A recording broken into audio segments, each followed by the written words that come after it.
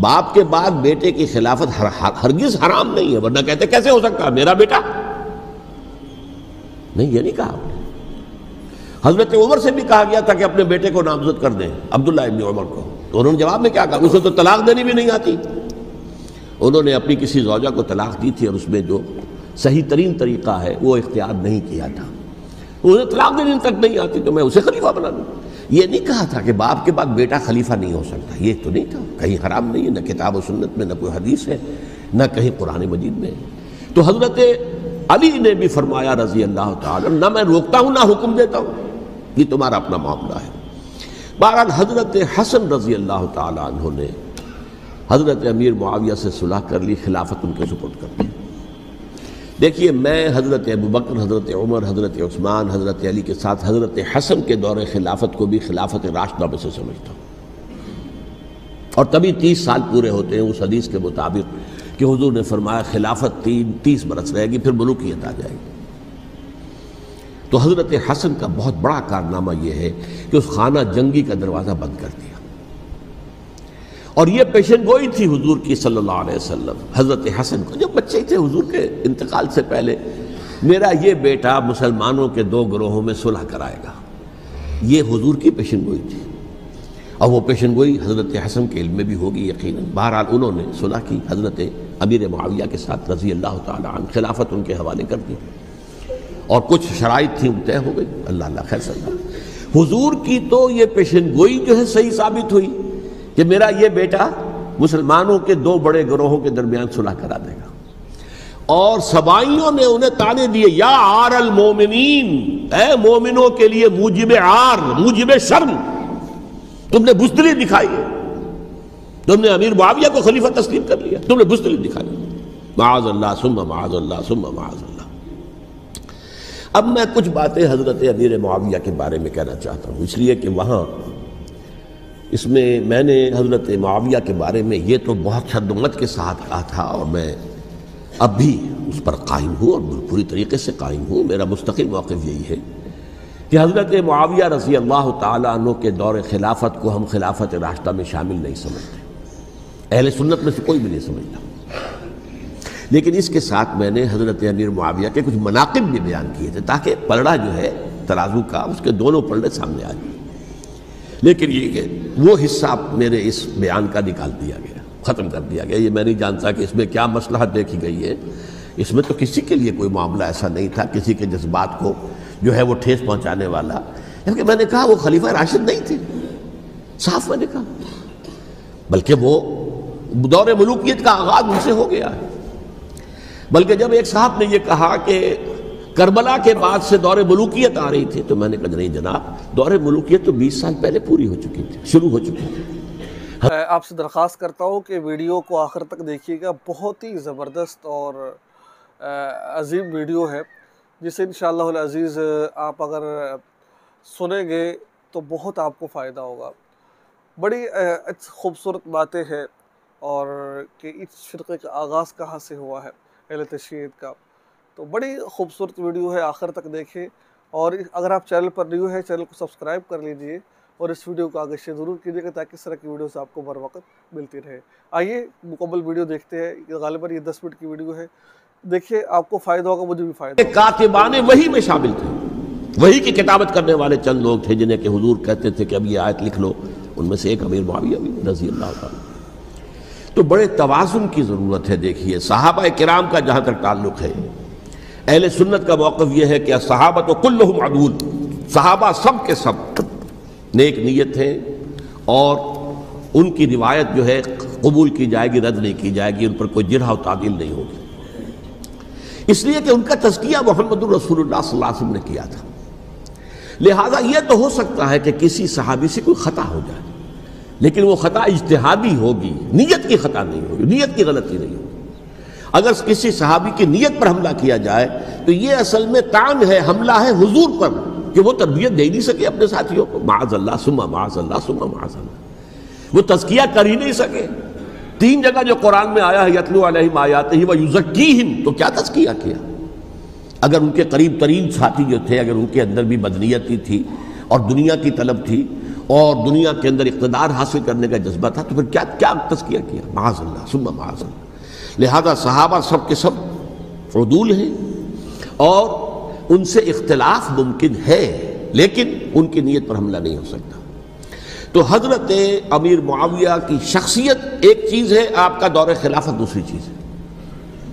شخصیت کے اعتبار سے صحابی رسول ہیں، برادر نسبتی ہیں حضور کے صلی اللہ علیہ وسلم، اور پھر یہ کہ اس قدر معتمد علیہ ہے صحابہ میں سے کہ وہ کاتبان وحی، یہ عام آدمی کے کرنے کا کام نہیں تھا جو وحی کی کتابت کرے، اللہ کے کلام کی۔